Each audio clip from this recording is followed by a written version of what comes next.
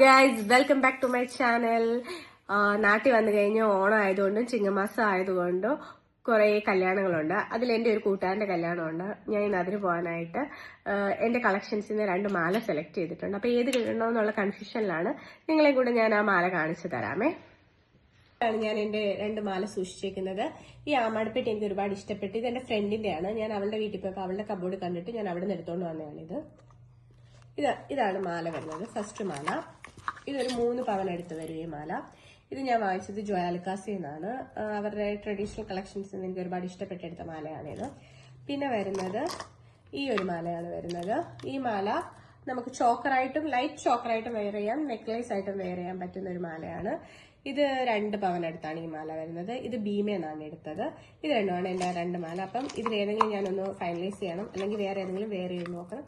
എൻ്റെ വീഡിയോ ഇഷ്ടമായെങ്കിൽ ലൈക്ക് ചെയ്യുക, സബ്സ്ക്രൈബ് ചെയ്യുക, സപ്പോർട്ട് ചെയ്യുക. Thank you for watching.